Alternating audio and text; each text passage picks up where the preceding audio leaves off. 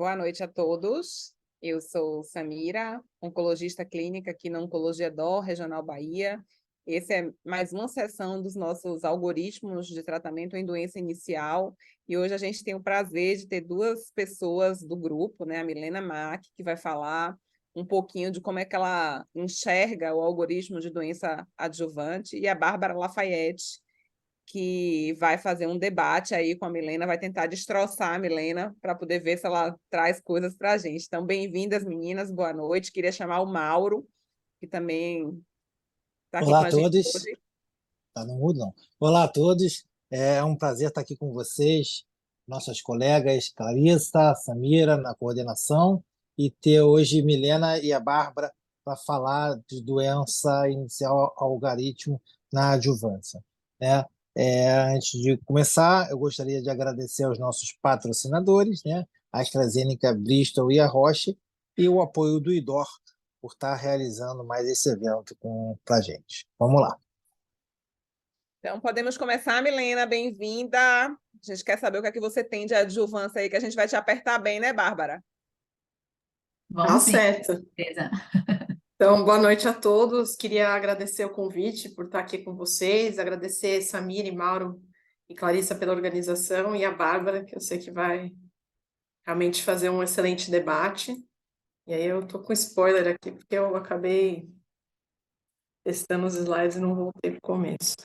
Bom, então, acho que não deu para ver tudo ainda. Então, o meu tema foi falar sobre a adjuvância em carcinoma não pequeno nas células de pulmão e os dados de mutados versus não mutados. Então, nada melhor que um caso, né, para a gente começar a pensar como que a gente faz a adjuvância. Uma paciente de 72 anos, com ECOG zero, um hipotireoidismo, ex-tabagista, desde os 41 anos, uma carga tabágica baixa, né, 9 anos março, que se apresentou com um quadro de uma tosse persistente, uma dispneia. Na tomo de tórax tinha uma opacidade, que tinha um pouco de vidro fosco, de 48 milímetros, e na biópsia mostrou que era um adenocarcinoma moderadamente diferenciado, 1 grau 2, com um EGFR ALK negativo e um PDL1 de 10%. Ela tinha uma prova de função pulmonar boa, mas com um distúrbio ventilatório moderado. E aqui a imagem dela, né, mostrando essa lesão. Tinha um pouquinho de derrame pleural pós-biópsia. Fez a avaliação pré-operatória, né, conforme a gente falou, e ela acabou sendo submetida a uma lobectomia inferior direita, mais a linfadenectomia, veio um adenocarcinoma, com um componente micropapilífero predominante, tinha também papilífero acinário e lipídico só 5%, no final a peça, tumor com 6 centímetros, com estase, uma invasão angiolinfática, sem invasão de pleura, linfonodos todos negativos, então acabou ficando como um T3N0. E aí a gente começa aquela discussão, né? Qual que seria a recomendação de adjuvância?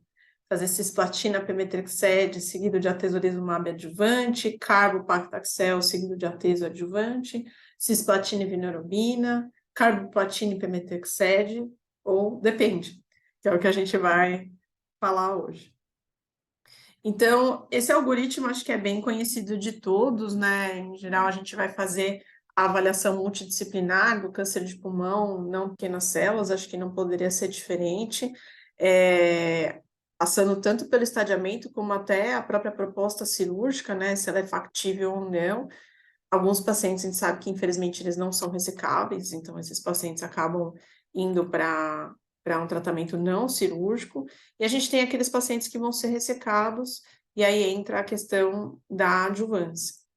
E o estádio 3, a gente sempre recomenda, né, a discussão multidisciplinar, ela é bem saudável para a gente avaliar qual que é a melhor estratégia de tratamento, e a gente, felizmente, vem tendo cada vez mais opções.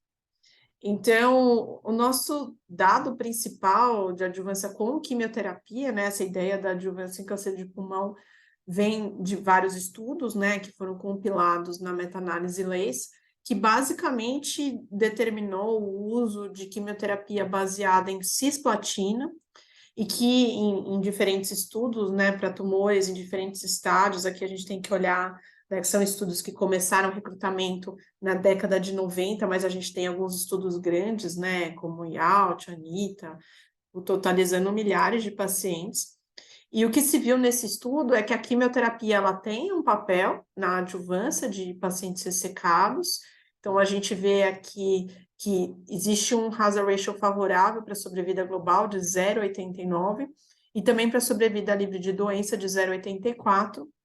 Quando a gente vai olhar em dados absolutos, isso dá 5,4%. É um benefício que, comparado a algumas outras neoplasias sólidas, a gente pode chamar de bastante modesto, ele existe, né? E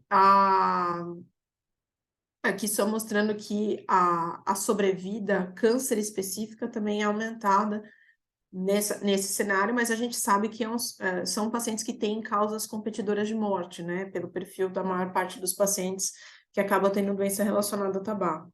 Mas, de qualquer forma, a gente tem esse benefício e, obviamente, a gente sempre quer melhorar. Então, a grande dúvida é se a gente consegue fazer mais. Outra dúvida também seria em relação aos pacientes com estadios muito iniciais, e aí o que a gente tem são os dados do CALGB, que é um estudo negativo a princípio, mas numa análise de subgrupo que se vê que pacientes com tumores acima de 4 centímetros tiveram um benefício em termos de sobrevida global para a realização da quimioterapia adjuvante, aqui um hazard ratio de 0,69, e alguns outros fatores prognósticos adversos, né, que a gente não necessariamente vai aplicar para todos os pacientes, que a princípio seria invasão angiolinfática, um SUV alto, né, pouco diferenciado e um PL2. E a gente sabe também que os esquemas de quimioterapia, né, contanto que envolvam a cisplatina, eles são intercambiáveis nos diferentes histologias, né. E a outra coisa também da adjuvância aqui para trazer, aqui é um dado, lógico, que tem um viés, são dados retrospectivos de uma instituição pública, né, aqui no caso o ICESP, mas só para mostrar que, na realidade, muitos pacientes sequer conseguem receber quimioterapia adjuvante, né, então aqui são 231 pacientes que foram operados, quando a gente olha, 151 não tinham condições clínicas depois da cirurgia de receberem a adjuvância.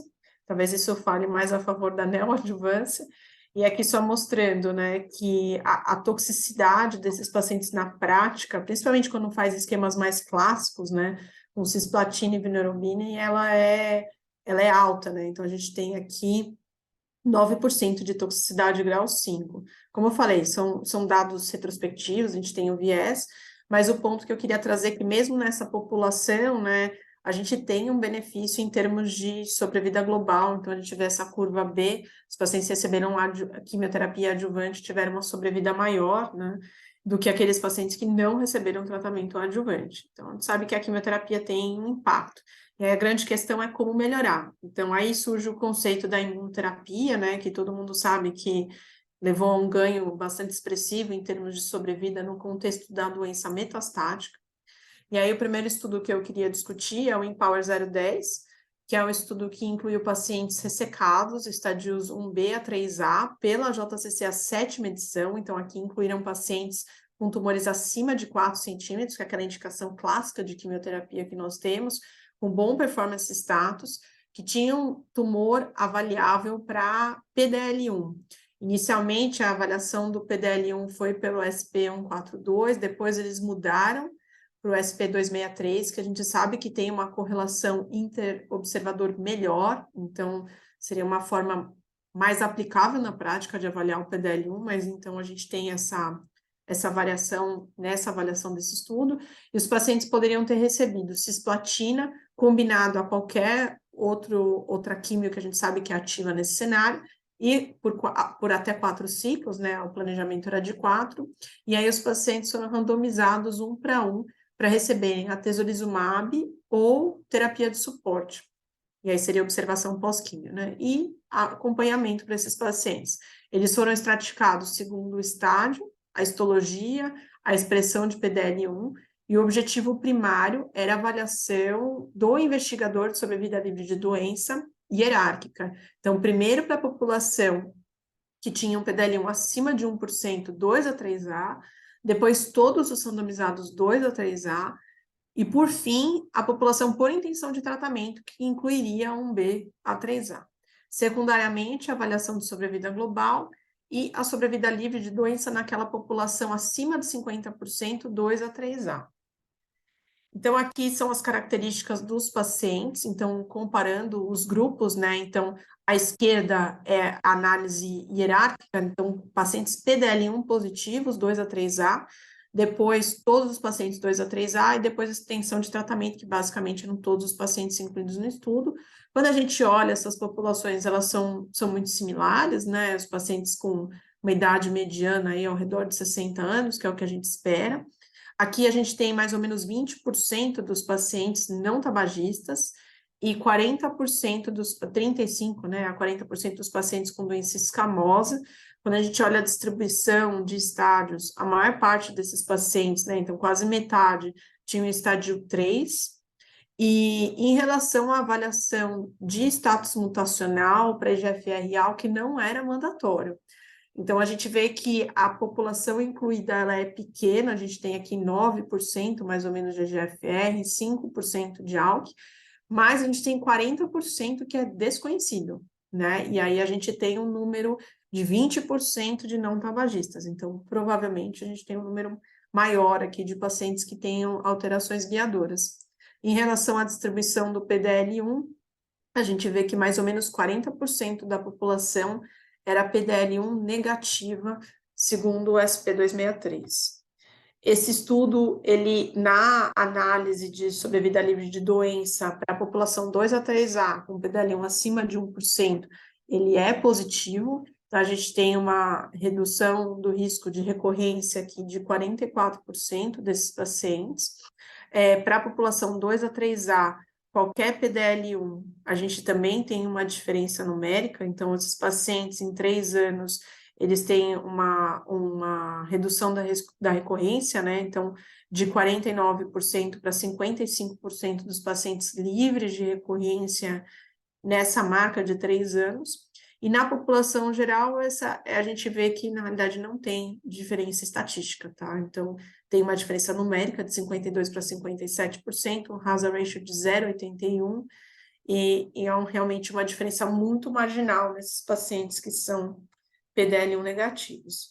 Eu selecionei, né, então, talvez de uma forma enviesada, algumas das análises de subgrupo, que a gente sempre tem que ter muita cautela, mas só para tentar destrinchar um pouco mais esse estudo, a gente vê que aqueles pacientes que são EGFR e ALK, que têm alterações, né, de EGFR e ALK, eles cruzam a unidade, o intervalo de confiança é grande, mas sugerindo que esses pacientes não têm benefício do uso da imunoterapia. E conforme o PDL1 nesse estudo, aqueles pacientes que são hiperexpressos, a gente vê um benefício mais acentuado do uso do atezolizumab, ao passo que os pacientes negativos, a gente vê aqui um hazard ratio de 0,97. Em relação ao uso do tabaco, os pacientes nunca tabagistas, isso é uma coisa que a gente não precisa de teste molecular algum, né, para selecionar, a gente vê que eles também acabam cruzando a unidade, e até o diamante fica um pouquinho mais para a direita em relação a não fazer o atezolizumab. Lógico que a gente vê aqui os tabagistas, acaba ficando esse intervalo mais longo, mas de qualquer forma são pontos importantes para a gente considerar. Em relação aos eventos adversos, eles não foram muito diferentes daquilo que a gente espera para o uso da imunoterapia, mas eu queria chamar a atenção que a gente tem uma taxa de toxicidade grau 5, óbitos durante o tratamento no braço do atezolizumab, que foi o dobro daqueles pacientes que não receberam atezo. A gente teve 8 óbitos versus 3. Muito provavelmente, alguns desses óbitos relacionados à progressão de doença. Mas a gente tem alguns eventos aqui no meio que são relacionados diretamente ao uso do atezolizumab. Então, muito importante a gente ter um racional forte para indicar esse tratamento, uma vez que a gente vai aumentar o risco de óbito desses pacientes. E na adjuvância, o que a gente quer é sobrevida global, né? Uma vez que a gente está falando de um tratamento com intenção curativa. Então, na primeira análise interina da população por intenção de tratamento da sobrevida global, então lembrando que isso era para ser analisado só se todos os outros 3 desfechos fossem positivos, Então, esses dados acabaram sendo apresentados pelo tempo de análise, né? Mas hierarquicamente eles só poderiam ter algum sentido frente aos dados anteriores, mas a gente vê que não teve diferença do ponto de vista estatístico para a sobrevida global. Então, aqui na marca de 4 anos, a gente tem 74%, 74,8% de sobrevida nos dois grupos. E aí eles acabaram fazendo uma análise, né, que não tem valor estatístico, mas a gente consegue ver a curva, que seria esses pacientes com PDL1 acima de 50%, no 2 a 3A. E aí a gente tem aqui, sim, uma diferença, né, passando de 70% para 85% de sobrevida. Quando exclui esses pacientes EGFR alto, o número acaba ficando muito parecido, mas a gente vê que tem bastante censura nesses dados, então isso acaba até tornando difícil de interpretar, mas mostrando, né, sinalizando que talvez a população que tem o maior benefício dessa estratégia são aqueles pacientes que têm uma alta expressão de PDL1. Então, a gente tem um outro estudo que também avaliou o uso da imunoterapia na adjuvância, que é o estudo PEARLS, Keynote 091. Esse estudo avaliou o uso do pembrolizumab, que é um anti-PD1, né, diferente do atezolizumab, que é um anti-PDL1.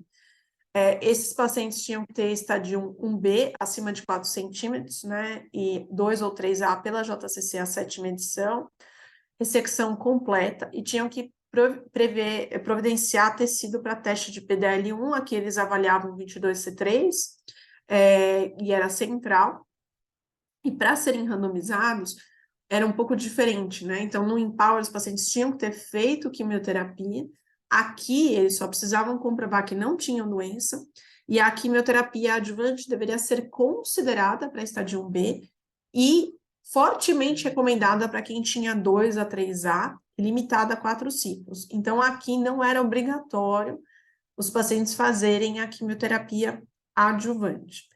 E aí os pacientes foram randomizados para fazer pembrolizumab por 1 ano ou placebo. Os fatores de estratificação, de novo, foram o estadio, o nível de expressão do PDL1, se recebeu ou não quimioterapia, a região geográfica, e o objetivo primário era um objetivo primário, coprimário, né? Então, sobrevida livre de doença na população geral e naquela população com PDL1 acima de 50%. Secundariamente, se avaliou sobrevida livre de doença em quem tinha um PDL1 acima de 1%, a sobrevida global na população geral, depois 50% e depois acima de 1%, que inclui os 50%, né? Câncer e a sobrevida a câncer específica e segurança. Então, aqui só as características dos pacientes, a gente tem a população por intenção de tratamento e a população hiperexpressa. A gente vê aqui que a taxa de não tabagistas é um pouquinho mais baixa, né, do que no outro estudo, é 15%. A histologia escamosa girando lá em torno dos 35%, como a gente viu no estudo anterior. Aqui um pouco mais de pacientes, a maior parte dos pacientes aqui era no estádio 2, então tinham estadios menos avançados do que no estudo anterior. Recebeu quimioterapia adjuvante. 85% dos pacientes receberam, e a maioria de que receberam 4 ciclos. A expressão do PDL1, a distribuição também parecida com o que a gente viu anteriormente, 40% negativos. Em relação à avaliação de GFR alto, de novo, não era mandatório. A maior parte dos pacientes aqui, até um número um pouquinho maior, é desconhecido, e a gente tem aqui 7% de EGFR e 1% de A. Esse estudo ele foi positivo na primeira análise interina da população por intenção de tratamento, então a gente tem uma diferença aqui em 3 anos de 50% para 58% de sobrevida livre de doença, e na população PDL1 positiva, para surpresa de todos, a gente não teve diferença estatística. Em relação, lembrando que essa é uma análise interina, então os dados não estão completamente maduros.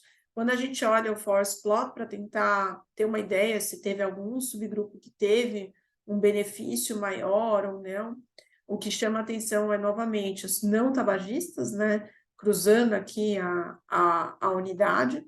Em relação ao estadio, a maior parte era 2, né? Então eles tiveram benefício, recebeu ou não a quimioterapia, quem recebeu também favoreceu o PEMA, e aqui a distribuição conforme o PDL1, a gente vê que por algum motivo, acima de 50 acaba cruzando essa unidade, e aqui, de novo, a mutação da GFR tem um intervalo de confiança bem grande, né? A gente está falando de 20 pacientes em cada braço, também não dá para concluir muita coisa em relação a isso, só um benefício geral para essa população.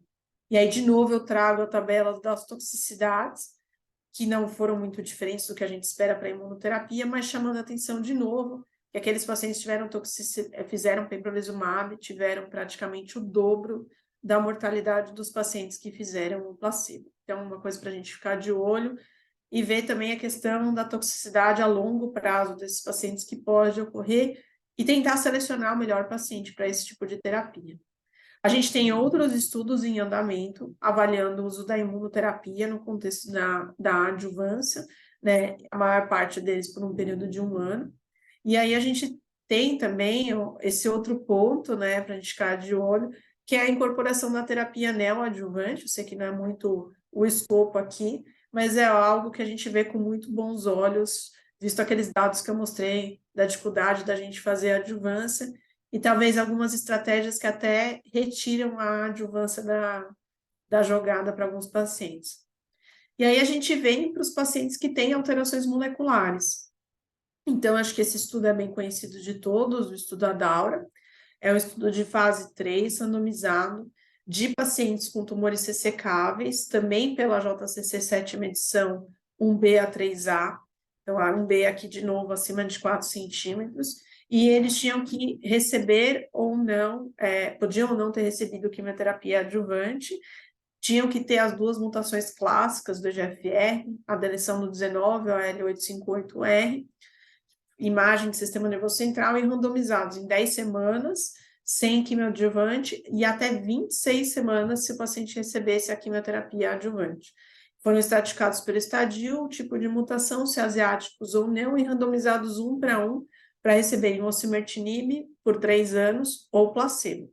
E o objetivo primário era avaliar a sobrevida livre de doença nos estadios 2 a 3A. E aí, secundariamente, a população geral e a sobrevida global. Então, a publicação inicial desse estudo mostrou uma diferença bastante significativa em termos de DFS na população, né, primária. Então, a gente tem aqui um hazard ratio de 0,17, que realmente impressiona, e acho que a maior parte das pessoas passou a considerar esse tratamento na adjuvância. Quando a gente olha a população total, né, um BA3A, o hazard ratio também de 0,2, e olhando a análise de subgrupo, a gente não vê diferença em termos de benefício, em termos de sobrevida livre de doença, todos os subgrupos com um benefício significativo, estádio 1B talvez um pouco menos. As toxicidades, aqui a gente não teve grau 5, nenhum paciente faleceu do uso do osimertinib, lógico, várias toxicidades que podem ser bastante desgastantes para o paciente, né, como a diarreia, paronicia, que mesmo em graus menores pode atrapalhar bastante, mas que a gente está habituado a manejar. Em relação à sobrevida global, que é o que importa, né, para a adjuvância, como a gente comentou anteriormente, esse estudo ele é positivo, então a gente tem uma redução do risco de óbito da metade dos pacientes estadio 2 a 3A, na verdade até um pouco mais, deu 51%. Em relação ao estadio 1B a 3A, a gente também vê essa diferença, e aqui só quebrado por estadios, né, para a gente realmente avaliar como que está essa questão, a gente vê que estádio 1B, essa diferença já cruza a unidade, né, é uma análise subgrupo, mas só mostrando que são pacientes que derivam um benefício menor, aí 2 a 3, e quando a gente olha o 3, realmente a curva abre bastante, então essa população tem um benefício inequívoco do uso do osimertinib na adjuvância. E aqui, só avaliando outro ponto também muito importante, que a gente valoriza, é a progressão em sistema nervoso central. Então, os pacientes que usaram o osimertinib tiveram uma sobrevida livre de doença em sistema nervoso central também melhor, né? Então, diminuiu aqui 75% esse risco desses pacientes, e aqui só avaliando a incidência cumulativa desses pacientes também, né? A linha vermelha é o placebo, então, os pacientes que recorreram com doença do sistema nervoso central é um número menor de pacientes que tiveram essa recorrência, e a sobrevida, quem teve recorrência dentro e fora do sistema nervoso central, obviamente, acabou tendo um desfecho um pouco pior. E aí a gente volta para o que a gente sabe da doença metastática, né? Então, aqui é a volta que sabe da doença metastática e o que a gente já sabia de adjuvância, que acho que um ponto que a gente sempre acaba discutindo muito é se faz ou não a quimioterapia frente a esse benefício que a gente tem com a terapia alvo molecular. Quando a gente olha as curvas do estádio 1B, realmente a gente não vê tanta diferença. Para o estádio 3A, a gente acaba tendo uma diferença mais significativa quando o paciente não recebe a quimio, né? Esse hazard ratio é maior. Por essas curvas, eu acho que a gente não consegue dizer muita coisa que é seguro abrir mão da quimioterapia para esses pacientes que têm a mutação do EGFR, né? Então, acho que é um dado provocativo, né? Olhando que não é uma análise pré-planejada, então a gente vê que o risco de recorrência desses pacientes acaba sendo um tanto quanto parecido com ou sem o recebimento da quimioterapia adjuvante, mas lembrando que aqui os números são bem pequenos, né? A gente teve poucos eventos e a gente está falando de 20 pacientes. Então, acho que esse ponto é bem relevante quando a gente entra na discussão, mas a princípio a gente não tem um dado para dizer que a gente pode abrir mão, por enquanto, da quimioterapia de uma maneira global para esses pacientes.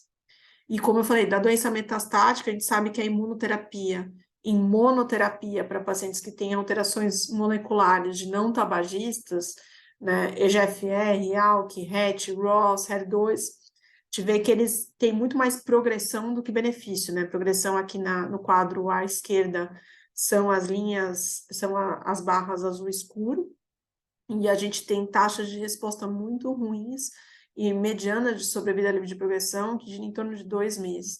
Então, sabendo que a gente tem muito pouco benefício da imunoterapia nesse cenário, a gente sabe que para a EGFR a gente tem um tratamento, né, na adjuvância que é bastante significativo. E para as outras alterações, o que a gente faz, né?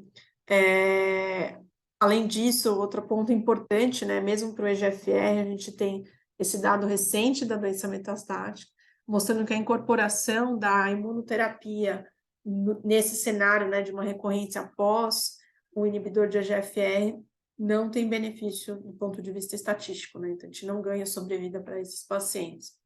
Outro ponto também que a gente sempre acaba lembrando, pacientes que têm alterações guiadoras recebem imunoterapia e na sequência precisam ser expostos a uma terapia alvo molecular. Aqui o exemplo é com o osimertinib. A gente tem um risco muito aumentado em relação à ocorrência de eventos adversos, aqui no caso é pneumonite.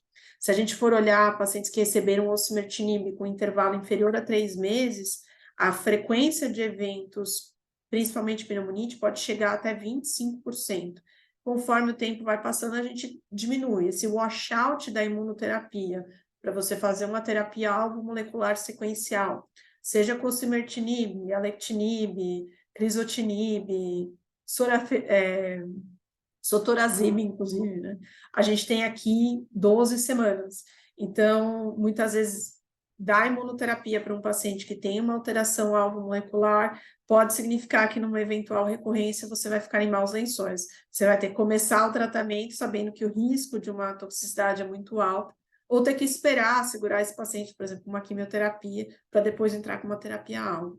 Então, eu acho que é um ponto importante para a gente considerar. Acho que para o EGFR não tem muita dúvida, né? A gente tem o randomizado fase 3 mostrando um benefício, e aí a gente fica com aquela questão, né? E as outras alterações. Então, assim, foi liberado esse press release em relação ao estudo ALINA, né? A gente deve ver esses resultados em breve, em relação ao uso do alectinib no contexto de adjuvância, então um estudo irmão do Adaura, que pelo press release é positivo, lógico, a gente precisa ver os dados para entender quanto, mas que sugere que o caminho provavelmente é esse. A gente tem estudos, né, que estão em andamento e que devem abrir aqui no Brasil em breve, a gente espera, né, até para avaliar o uso de terapia-alvo para adjuvância nos pacientes com tumores operados 1B a 3, então esse estudo basket, que vai incluir as mais diferentes alterações guiadoras e que acho que vai trazer informações bastante relevantes, né, para a gente na prática. E aqui para a rede também, a gente deve ter esse estudo aberto em breve, inclusive na rede, para avaliar o uso de soprecalcimab adjuvante para pacientes que foram ressecados ou que receberam tratamento loco-regional definitivo, né, estadios 1B a 3A, para ver se de fato, né, colocar esse conceito à prova, se usar a terapia-alvo de uma maneira adjuvante é o caminho para esses pacientes. Então, agora eu vou deixar esses comentários para a gente discutir junto, né, com a Bárbara, em relação a como a gente colocar na prática esse algoritmo, né? Acho que a árvore de decisão, fundamentalmente, vai passar pela avaliação molecular. Lógico, hoje a gente só tem, do ponto de vista prático, a indicação do EGFR, né? Mas a gente sabe cada vez mais vai ser importante a gente caracterizar esse paciente, pelo menos dentro dos dois grandes grupos, né? Que tipo de algo que esse paciente tem, e também o PDL1. Acho que, se acessível e disponível, o ideal é fazer um painel molecular amplo, que inclua pelo menos essas alterações de não tabagistas que a gente sabe que tem uma resposta pobre à imunoterapia, principalmente nos pacientes não tabagistas, né? Acho que isso é uma seleção clínica razoável que a gente pode considerar num contexto, muitas vezes, que esse recurso não está amplamente disponível ainda. A químio ainda passa pelas indicações que nós tínhamos anteriormente. Pelos dados, a gente não consegue depreender que é seguro abolir a quimioterapia. Lógico, em alguns casos específicos, né, o paciente tem alguma contraindicação, eventualmente pode se discutir, né, como vocês viram nos estudos tanto do Adaura como o 091, a indicação de químio passava pelo investigador, mas quando a gente olha a distribuição da quimioterapia, a maior parte dos pacientes que não receberam quimioterapia eram pacientes com estadios iniciais. Então, fica muito difícil da gente fazer qualquer tipo de comparação num paciente, por exemplo, que tem um estádio 3, e a gente sabe que a taxa de resposta, né, mesmo do osimertinib, não é 100%. Então, talvez abrir mão da quimioterapia, principalmente num cenário que o paciente tem um estádio 3, eu acho bastante complicado. E, para mim, eu dividiria os pacientes em dois grupos, né? Se é um paciente que tem alvos de não tabagistas, a gente vai considerar a terapia-alvo adjuvante. Lógico que a gente tem disponível hoje em bula é o osimertinib, mas se tiver acesso a algum estudo clínico, eu acho que é a melhor opção para esses pacientes. E esse paciente não se encaixar nesse grupo, né? A gente vai avaliar o PDL1. Acho que um PDL1 positivo, a gente tem um caso bastante favorável para realizar a imunoterapia adjuvante. Agora, para pacientes PDL1 negativos, eu acho que essa história fica muito mais complicada. A gente precisa balancear muito bem questões de risco-benefício, e a gente sabe que existe uma toxicidade, lógico, ela não é alta, mas ela não é desprezível, e que muitas vezes não vai agregar em termos de sobrevida para esses pacientes. E a gente também não tem muito claro esse dado da sobrevida global para esses pacientes. Então, eu pessoalmente acho que nessa população, por enquanto, a gente não teria essa indicação, pelo menos na adjuvância. Talvez a história seja um pouco diferente na ANEL, a gente sabe que o benefício é menor, mas aí a gente tem a combinação com a quimioterapia, enfim. Mas com o que a gente tem hoje de dados, acho que já fica muito complicado de ter essa indicação. Então, queria agradecer vocês pela atenção e agora a gente partir para o debate. Parabéns, Milena, foi ótimo, foi um apanhado gigante aí de tudo. E aí eu acho que para a gente debater, a gente tem que debater os pontos polêmicos, né? Assim, e aí, pensando no lado imunoterapia, inicialmente, assim, duas perguntas. Uma tu já começasse a responder, que é a questão do PDL1, porque, assim, a aprovação do Pembro veio independente, né?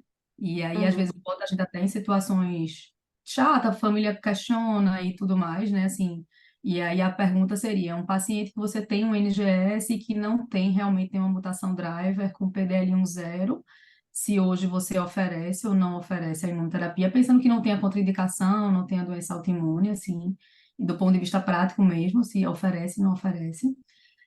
A questão do PDL1 acima de 50 ter sido negativo no PERS, se de repente, o que é que tu acha? Se foi por ter tantos de EGFR desconhecidos, será que tinha gente ali que puxou essa curva para baixo, assim? E ainda sobre imuno, pensando que a gente não tem ainda, não tem acesso a um estudo e venha um ROS, por exemplo, ofereceria imunoterapia ou tranquilamente não ofereceria? Então, só para a gente falar da imuno um pouco e se Samir e Mauro quiserem aperrear a Milena, tamo junto aí. Bom, acho que eu vou começar de trás para frente, que eu acho que talvez seja o mais fácil. Pessoalmente, acho que se vem um paciente que tem ROS1, ALK, o EGFR, RET, eu não ofereceria imuno. Eu acho que a gente já sabe do contexto Eu sei que muitas vezes em oncologia a gente não pode transpor, né, o que a gente sabe da metástase para em relação à adjuvância. Mas acho que talvez isso daí fique muito também no conceito de outros, de químio, né? A gente está falando de outro tipo de tratamento. Não é um tumor inflamado, né? Não é um tumor quente. Na verdade, assim, para começar, como eu já coloquei, né? Acho que o meu entusiasmo para a adjuvância da imunoterapia realmente é muito pequeno. Eu acho que alguns pacientes, de fato, podem se beneficiar bastante. Acho que esses pacientes que se beneficiam mais são os pacientes com doença mais avançada e que tem uma expressão maior de PDL1, ou alguma expressão de PDL1, pelo menos, né, pelo que a gente viu no PROS. E para esses pacientes, sim, eu acho que, se a gente for pensar, né, às vezes alguns estádios 3 a gente trataria com quimio-rádio e faria. Esse paciente também entrou no Pacific, né, e faria durvalumab por um ano. Então, acho que é bem razoável nesse contexto, acho que é mais tranquila essa indicação. Nos outros, a gente vê que realmente a gente tem benefícios pequenos, a gente tem dados agora muito mais robustos em relação, né, se a gente for ser bem, bem rigoroso em relação à parte estatística, a gente só tem dados sobre a vida livre de doença, a gente não tem dados sobre a vida global de nada. Então, eu acho que é uma discussão bem mais complicada. Então, até por isso, eu acho que nessa população que tem terapia-alvo molecular, principalmente coisas que são disponíveis na prática, e a gente sabe que esses pacientes têm um risco de recorrência muito maior, eu não indicaria, né? Eu argumentaria muito contra, embora eu sei que na prática os pacientes ficam muito seduzidos pela ideia da imunoterapia e eles vão pedir, mas eu pessoalmente não faria, até por essa questão, né? Você pegar um ALK, por exemplo, infelizmente a chance de recorrência é altíssima e a chance desse paciente recorrer durante a imunoterapia é muito grande, e aí você vai ter que começar um tratamento, você tem na mão um tratamento super eficaz, e se você começar, você vai ter toxicidade, né? Então, eu acho que até essa questão prática, né? Eu acho que faz bastante sentido. Então, mesmo para o Ross, eu não faria. Eu acho que é um pouco diferente, por exemplo, é um Carras. Carras é um alvo de tabagista. Aí é uma situação que a gente sabe que mesmo no metastático eles respondem muito bem à imunoterapia. Então, acho que entraria dentro de outra caixinha. Por isso que eu falei os alvos de não tabagistas, porque são tumores que a gente sabe que não são inflamados. E eu acho que, de fato, não tem. Infelizmente, a gente não tem esse dado, né? Para falar assim, eu vou fazer terapia-alvo adjuvante para esses pacientes, né, que respondem tão bem no cenário metastático. A gente precisa esperar até para ver, né, porque a gente pode introduzir uma toxicidade, às vezes, que não é desprezível nesse cenário. Em relação aos pacientes PDL1 negativos, como eu falei, acho que meu índice de empolgação realmente é bem baixo.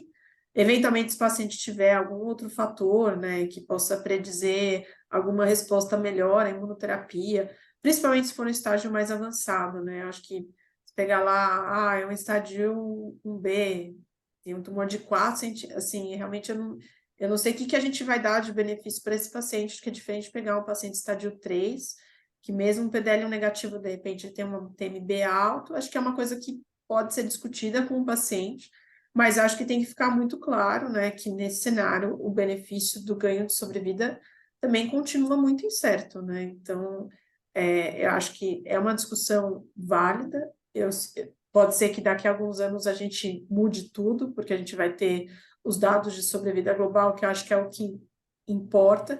É diferente, por exemplo, dos dados da Daura, que eu pelo menos, quando vi a primeira vez, né, 0,17 de hazard ratio, é praticamente impossível não ter ganho de sobrevida global, e acho que é o tipo de ganho que a gente quer ver em oncologia, né? A gente quer ver o paciente ter um ganho substancial e, de fato, viver mais e não ter tanta toxicidade. Então, acho que são ponderações importantes, mas eu entendo também que o paciente vai falar assim, eu quero saber todas as alternativas que existem hoje para o meu caso.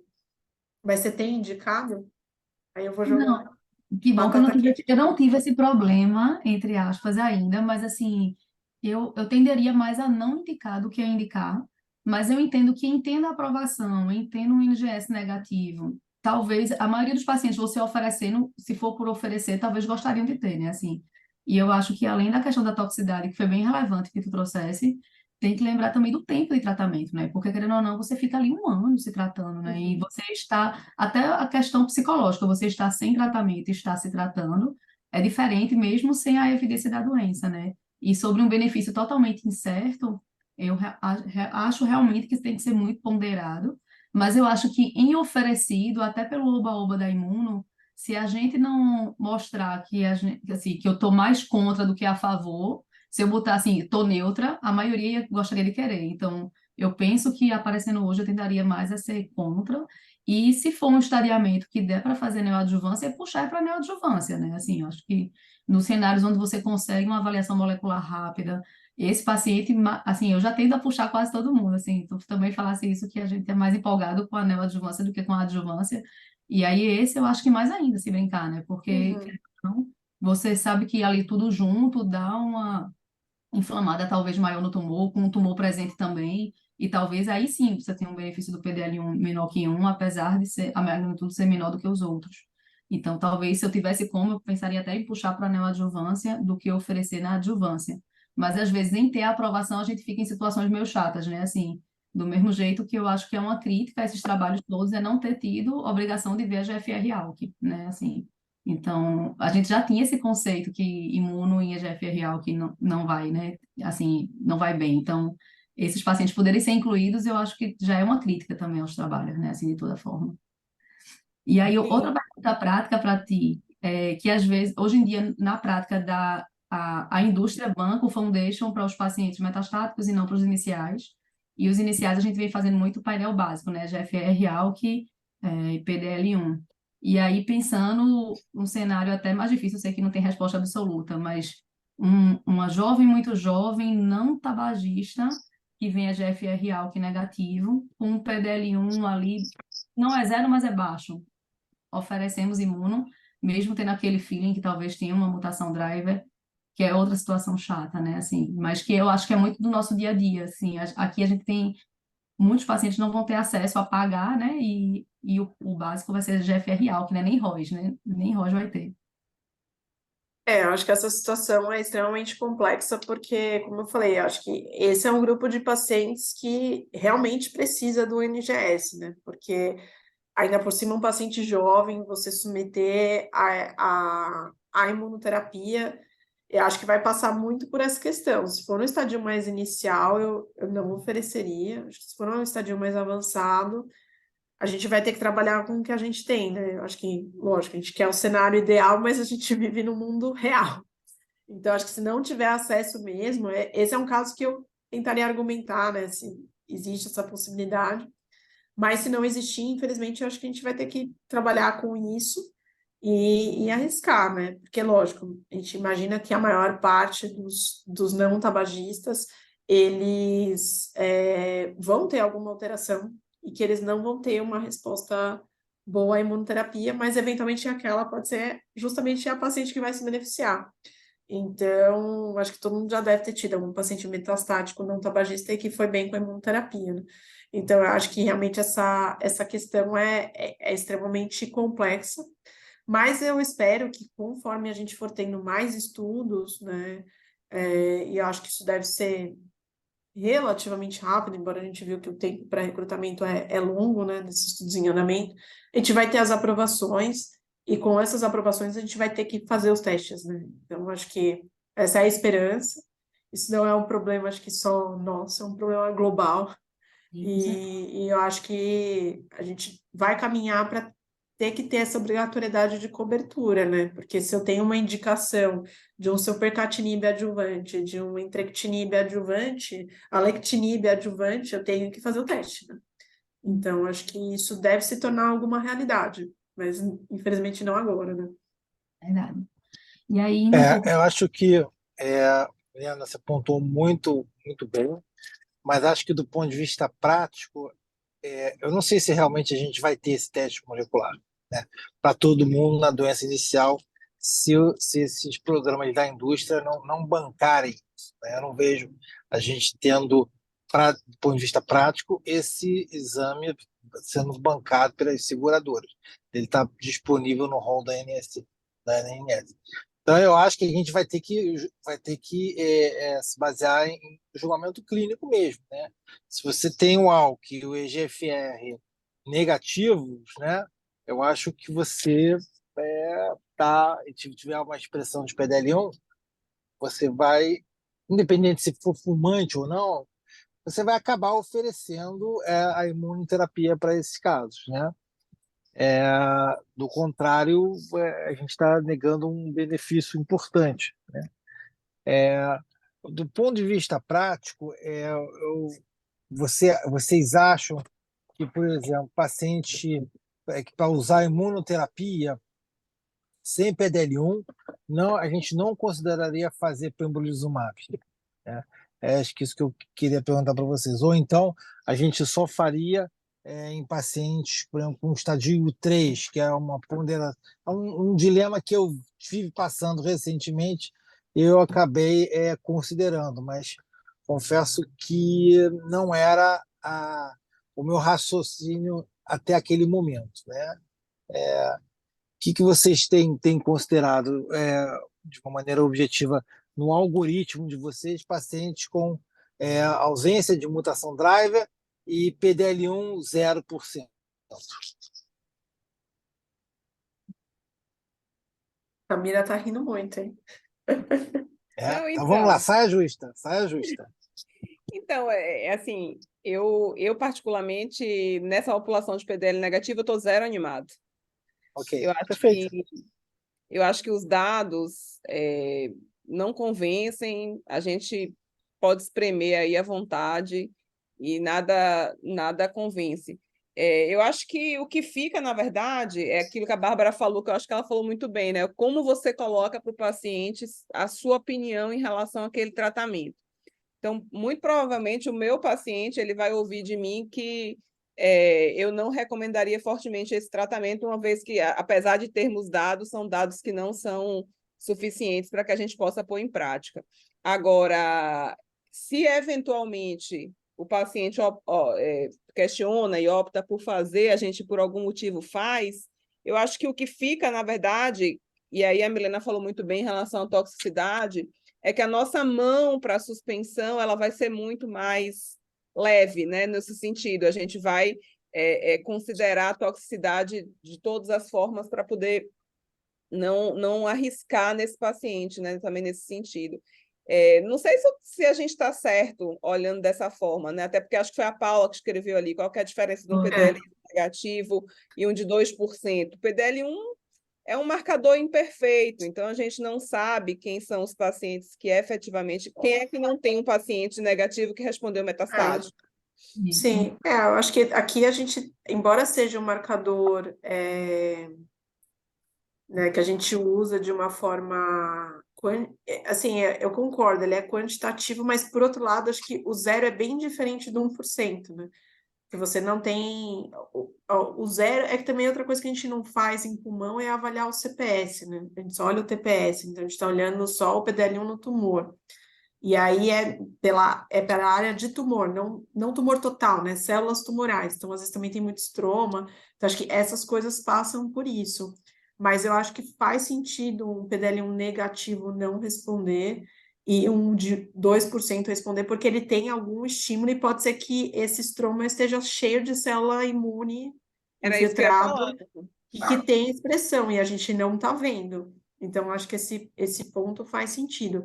A outra coisa também em relação à monoterapia na adjuvância, e que eu não sei, né? A gente não tem como falar. Eu até participei do PEARLS.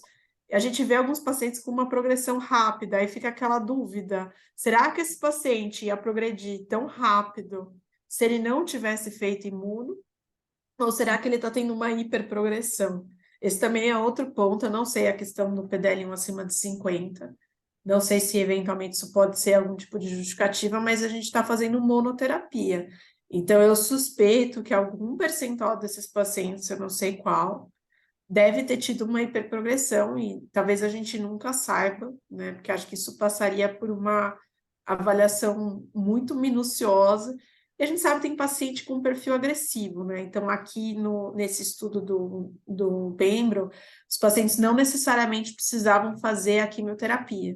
Então, deve ter tido paciente que entrou e que às vezes tinha uma doença mais agressiva, eles podiam ser screenados antes da cirurgia, inclusive. Então, você pode ter colocado pacientes que realmente evoluíram muito rápido, e eu não sei se pode ter tido algum desbalanço nesse subgrupo acima de 50%, diferente do Empower, que um monte de paciente que nem foi bem com a quimioterapia adjuvante nem entrou no estudo, né? Então, acho que não dá para a gente pegar e falar que os dois estudos são iguais. E tem o estudo Mermaid, que eu acho que ele não, até, ele foi interrompido, né? Que era aquele que avaliava a doença residual mínima para indicação ou não de durvalumab, principalmente naquele subgrupo com PDL1 negativo, que era um estudo muito legal, mas que eu acho que, eu não sei o quanto que eles recolheram de dados para apresentar, mas eu suspeito que vai ser inconclusivo, infelizmente. Uma coisa que eu ia te perguntar, Milena, assim, acho que tanto no 091 e no Adaura, existe um conceito ali de que podemos abrir mão da quimioterapia, né? E aí eu queria te provocar, assim, o quanto a gente está preparado para isso, como é que você enxerga isso? Porque eu sou agarrada na quimio, viu? É o que eu falei, eu acho que assim, infelizmente tem pacientes, a gente não faz também, mesmo EGFR, a gente não faz uma avaliação molecular completa. A gente não vê P53, não vê carga mutacional, a maior parte dos pacientes, e especialmente os pacientes que têm, a gente vê que o benefício maior foi para quem tem a deleção do 19. Então, assim, as mutações no 21, acho que eu ficaria extremamente segura de abrir mão, eu insistiria ao máximo para fazer a quimioterapia, especialmente se for o tumor mais avançado. E acho que assim, essa análise do grupo que eles fizeram, né? Você começa a olhar, você não consegue dizer, olha, realmente por essa curva eu fico super à vontade de abrir mão da quimioterapia, né? Até porque são dados curtos, e de novo, a gente não tem o dado, essa é a curva só de DFS, não tem a sobrevida global. Então, acho que realmente não dá para a gente abrir mão da químio. O que a gente só viu é que quem não fez químio e caiu no placebo foi muito mal. Acho que essa é a única conclusão que dá para ter daquelas curvas. Acho Mas que eu talvez concordo. um B que a gente já era É, mais desapegado, a gente desapegou mais ainda, né? Para o EGFR mutado, né? sim. Então, Eu acho que talvez para aí, um tipo assim, B, o paciente, qualquer comorbidadezinha, aquela coisinha, que você já está querendo um motivo para não dar químio, né? Mas assim, se você achar muito critériozinho de risco também, você vai querer dar químio do mesmo jeito. Eu acho sim. que o apego à químio ainda é muito forte. E você tocou num ponto importante, a imunoterapia, a aprovação estaria em estadio 2 e 3, correto? Fazer imunoterapia adjuvante. Agora, para mutação de EGFR, o estudo foi feito em estágio 1, 2 e 3, 1B, 2 e 3, né? E com o grupo como um todo teve benefício. Não tem tem essa recomendação de fazer só 2 e 3, Isso, todo mundo. né? Não, o que eu quis É, dizer, Laura, é tipo, já que eu já vou dar o osimertinib para todo mundo. Isso aí, assim, eu acho que depois da sobrevida global, porque antes ainda tinha gente que dizia, não, um B talvez eu não desse. Eu acho que depois da sobrevida global a gente vai dar para todo mundo, de um B a 3. Mas um B a gente Isso. sempre tem a dúvida de quem merece a químio. E aí esse talvez eu desapegue um pouquinho mais da químio, do OSE não, assim, acho que do OSE eu vou dar, assim, Então, pensando que eu tenho algo a mais, né, assim, nesse sentido que eu quis dizer, e dos com menos fator de risco, aquele que eu já tinha dúvida mesmo da químio. eu ia comentar ali é que talvez o Adaura mostrou para a gente, assim, a gente tinha uma ideia antes, talvez, que talvez a doença GFR não seja uma doença tão má assim, mas na real, quando você olha os dados do Adaura, fica claro que é uma doença ruim, né? É uma doença, assim, a gente é um marcador de resposta à terapia, mas quando você olha ali, é uma doença que tem uma taxa de recidiva muito elevada, mesmo nos Sim. pacientes iniciais. E aí, o Adaura 2 vai responder para a gente se a gente não Sim. vai ter que antecipar até isso, né? Até lembrando que tem estudo aberto na RedeDoc, quem quiser encaminhar esses pacientes, acho que é um paciente interessante. Eu, por exemplo, se tivesse, gostaria de participar, porque é uma doença realmente com uma taxa de recidiva muito elevada e envolvimento do sistema nervoso central, que é grave, né? Uma doença grave. E eu acho que assim, eu paguei minha língua, né? Quando a Daura saiu lá, diferente de todo mundo, eu fiquei indo com o pé atrás, porque era DFS e tal, mas realmente os dados são muito, muito positivos. Acho E as que outras mutações que não entravam no Adaura, vocês vêm oferecendo, assim, eu não tive É, ainda de esse Eu enfoque. tive sensibilidade, isso. mas que não de- sejam, acho que Eu as acho que clássicas. não, eu acho que assim, é difícil porque a resposta desses pacientes é pior, né? Então, eu não sei como isso vai se traduzir em termos de sobrevida. Até tive uma paciente recentemente, eu até discuti isso com ela, expliquei tudo, e no final a gente acabou optando por seguir, né? É que eu acho extremamente complicado a gente fazer um tratamento, ter toxicidade sem dados algum, né? Então, a gente realmente está entrando num terreno novo.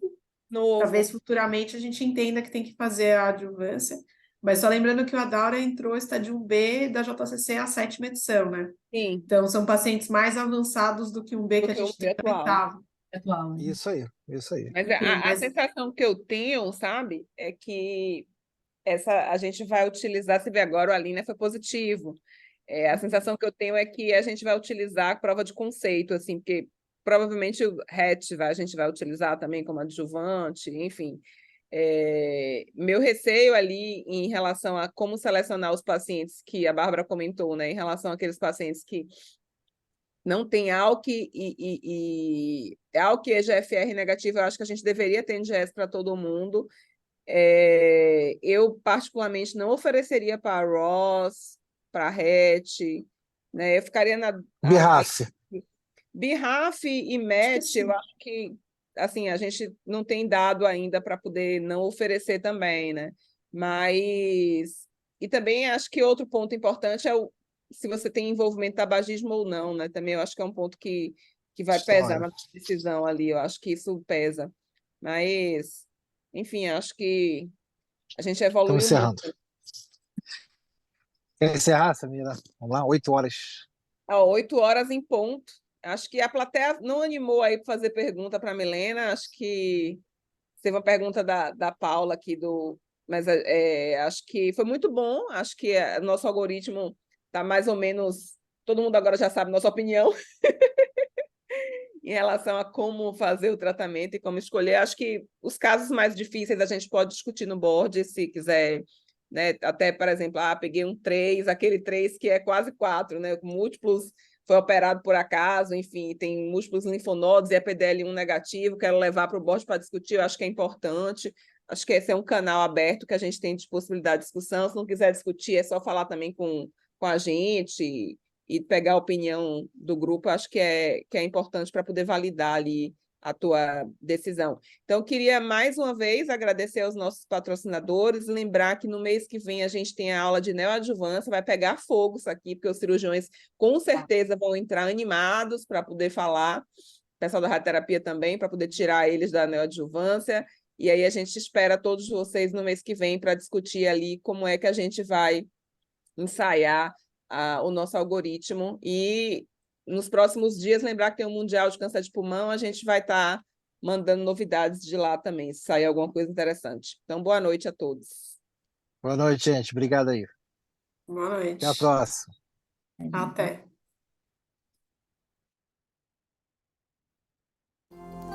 At Bristol Myers Squibb, we believe that a single touch has the power to transform, to help make every day better, fuller, happier, healthier.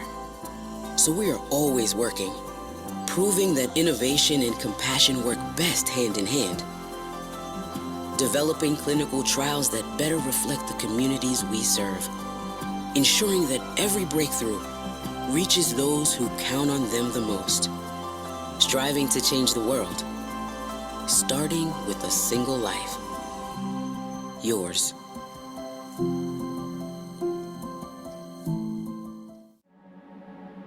Atualmente, uma das áreas mais desafiadoras da saúde no mundo é a oncologia, principalmente quando se fala em câncer de pulmão. Por isso, a AstraZeneca investe constantemente em ciência de alta tecnologia para oferecer um amplo portfólio de medicamentos inovadores.